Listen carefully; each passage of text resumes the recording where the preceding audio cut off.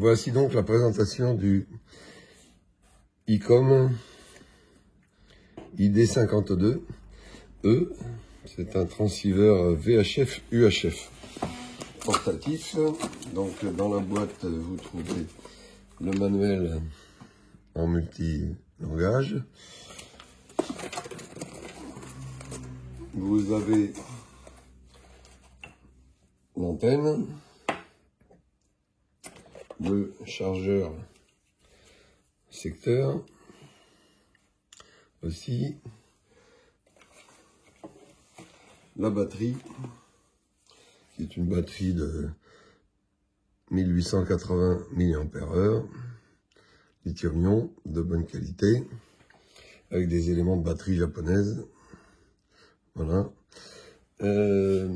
Vous avez évidemment le clip ceinture ainsi qu'une petite dragonne et l'appareil par lui-même que voici. Voilà. ICOM, bonne qualité de fabrication, made in Japan. Voilà. La batterie se clipse au dos de l'appareil, comme ceci. C'est la même batterie d'ailleurs que le IC705, le semi-portable fixe, qui est toute bande, tout mode. Voilà. Donc, l'antenne se visse sur une base SMA femelle, sur le dessus de l'appareil ici. Voilà. Alors, il s'allume sur le côté ici sur la touche grise. Voilà, hop. Et il démarre. L'écran couleur, bien lumineux. Rien à dire. La touche d'émission est sur le dessus. Là, c'est pour ouvrir le score à la réception. La touche ici. Ici, vous avez la touche d'émission, voilà, avec le bar graphe qui s'affiche en dessous de la fréquence. Voilà. Et la fréquence secondaire qui s'affiche en dessous, avec les différents modes de réglage. Vous avez la petite trappe sur le côté qui permet d'y insérer une carte SD pour faire des sauvegardes, des enregistrements, etc. Sur le côté autre, vous avez la connectique micro haut-parleur, ici. Et vous avez en dessous une prise USB et la prise d'alimentation qui permet donc de l'alimenter ou de le charger. Voilà. C'est un appareil très complet, haut de gamme, qui a toutes les fonctions évidemment avancées, GPS, mode numérique des stars. Donc vous changez les modes sur la touche ici. Là on est en DV, c'est marqué au-dessus. Là on est en FM. Là on est en FM Narrow. Voilà.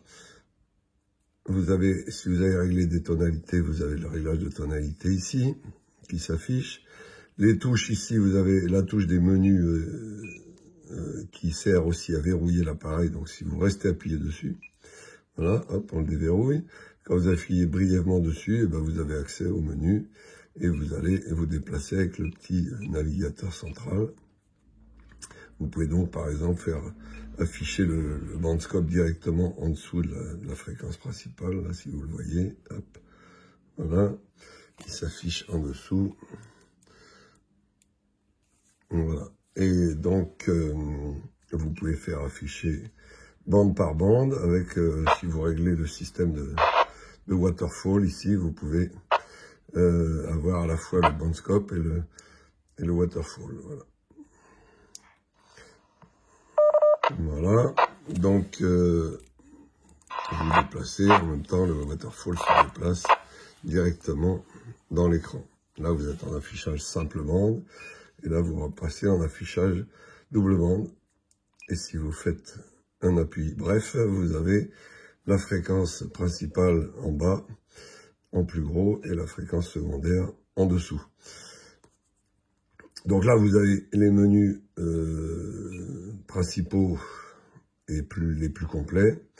Bon, on a juste un petit regret, c'est que les menus sont pas hyper explicites. D'habitude, l'ICOM est plus explicite et plus convivial que ça.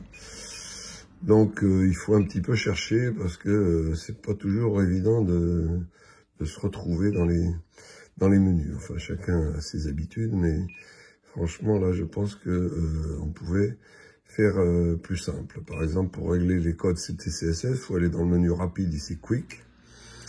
Et en fait, il faut aller naviguer dans les menus.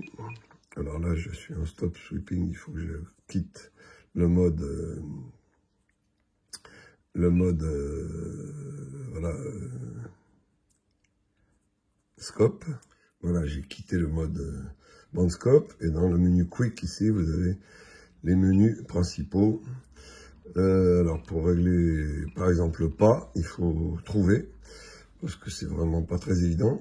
C'est sur le menu TS, j'ai pas bien compris pourquoi TS, mais bon, c'est comme ça. Et alors là, vous réglez le pas. Et pourtant, ça ne règle que le pas. Donc, ça aurait pu s'appeler step en anglais. Ça aurait été plus facile à comprendre. Pour revenir en arrière, vous appuyez sur Clear. Voilà, donc là, vous réglez le pas comme vous voulez. Pour régler les duplex plus ou moins, c'est ici. Voilà, Clear. Pour régler également les tonalités, voilà, là vous choisissez les types de tonalités que vous voulez, uniquement en émission, réception, etc. Voilà, Clear pour sortir. Vous avez l'atténuateur éventuellement, etc. Les fonctions GPS, la tension d'alimentation de la batterie, 8 volts, voilà. Et toujours pareil, pour ressortir, vous sortez ici. Le réglage aussi de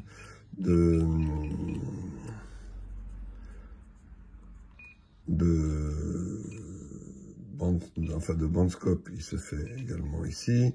Vous pouvez aussi régler, donc, dans les réglages, pour se régler sur les tonalités. Alors c'est pareil, si vous voulez envoyer la tonalité uniquement en émission, et ben faut savoir que c'est sur le mode repeater tone. Voilà, ça aurait été plus facile de dire TX tone, ça aurait été plus simple et plus clair. Voilà, là vous l'avez en émission et en réception, etc. Voilà, tout ça pour dire que c'est pas d'une convivialité extraordinaire. Là vous avez tous les réglages, scan, le scope, vous pouvez régler waterfall, etc. Enfin, différents types d'affichage du bandscope. Voilà. Pour sortir, toujours la touche clear. Voilà. Pour passer directement les mégas, ben, vous appuyez sur la touche VFO MHz. Et là, vous pouvez incrémenter directement, voilà, les mégahertz. Voilà, plus rapidement. Clear. Et vous avez la touche mémoire, s'il y a des mémoires programmées, vous passez en mode mémoire ici, et pour enregistrer, c'est un appui long. Voilà, le canal d'appel, vous pouvez le rappeler aussi également ici. Les modes, donc on a vu, c'était ici pour les changer, et là pour passer de la bande supérieure à la bande inférieure. Vous avez les petits pictos qui s'affichent ici, donc le bar graphe en réception et en émission qui s'affiche là dans l'écran. Voilà, donc c'est un appareil quand même très complet, de bonne fabrication. Un peu plus de convivialité dans les menus n'aurait pas été de refus. Et le volume, j'ai oublié de vous dire que le volume se règle ici, et vous avez le bar graphe qui vous l'indique dans l'écran. Voilà, et ça c'est pour incrémenter les fréquences. Voilà. La qualité audio est plutôt claire. La sensibilité de réception plutôt bonne. Voilà, donc c'est quand même heureusement un appareil qui est relativement onéreux et donc qui heureusement répond aux attentes qu'on peut avoir sur un poste de ce tarif. Voilà, vous le retrouverez éventuellement sur notre site internet, le ID52icom. pendant sa période de commercialisation. Notre adresse internet est ici.